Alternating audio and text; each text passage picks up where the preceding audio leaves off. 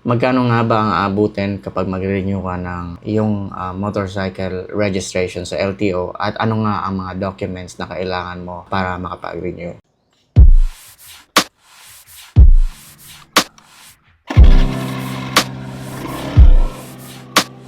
Hi, this is Joel once again and welcome to another episode of Motorcycle. In this video, pag-uusapan natin yung ating experience sa pag-renew natin ng ating ADV 160 this 2024 para sa kanyang yearly renewal of its registration sa LTO. Alright, so keep in mind na yung ating motor ay nakuha natin noong January 2023 at kung ang motor mo or ADV mo is nakuha mo around May 2023, yung rehistro nila is automatic na 3 years. Unfortunately, yung atin is hindi pa naabutan nung ganon, kaya every year kailangan natin siyang i-renew. So ngayon pag-uusapan natin, una is yung mga requirement na kailangan. So ang kailangan mo is yung emission test, kailangan mo ng copy ng inyong ORCR, kailangan mo rin ng stencil at copy ng inyong valid ID.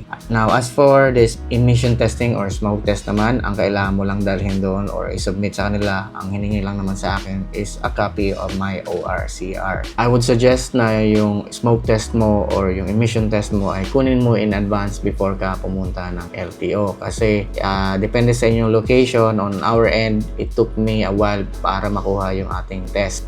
Kailangan ko pa magpa-schedule ng appointment kasi hindi pwede sa amin dito area ang walk-in. Halimbawa, pumunta ako ng Lunes, na-schedule pa ako on Thursday. So, keep in mind, mas maganda sana kung meron mga walk-in para at least the same day makuha mo na agad yung test mo. And for the record, ito yung experience ko na sobrang tagal kong nag-antay for the smoke test. Pumunta ako ng schedule appointment which is Thursday at ng around 6 a.m. at natapos kami ng around 2 p.m. na. So it's more than 8 hours bago ka nakuha yung test. So importante kung nagmamadali ka na kunin mo yung emission or smoke test mo ahead of time. Now once you have your smoke test, kailangan mo rin ng kumuha ng insurance. So most likely yung mga insurance malapit sa LTO, maraming nag-offer dyan ng insurance. As for the insurance naman, I think it price ranges from 300 to 600 pesos. So on my end, ang nakuha natin is 600 pesos na insurance at nagpa-stencil na rin tayo na worth 50 pesos. Now once you have all the documents, meron ka ng emission test at kasama na rin din yung ORCR na pinasa mo initially, naka-attach.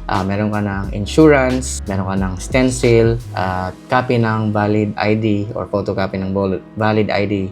Then you can go to the LTO na para i-submit for the renewal. Alright, sa LTO naman, mabilis naman yung process kasi sa amin, dito sa LTO na pinuntahan natin, wala naman masyadong tao. So, pagka submit ko ng papel, after a few minutes, I think it's around mga 15 minutes, nakuha na natin agad yung ating bagong OR. Just keep in mind na kapag yung record mo is nasa old system nila, pwede nilang kunin yung telephone number mo kasi kailangan pa daw nilang i-transfer yung record mo to the system. At ito-text ka na lang nila kapag okay na yung iyong rehistro. At ito naman yung breakdown ng mga nagastos natin in processing our motorcycle registration this 2024. Now, for the emission, it cost me around 250 pesos.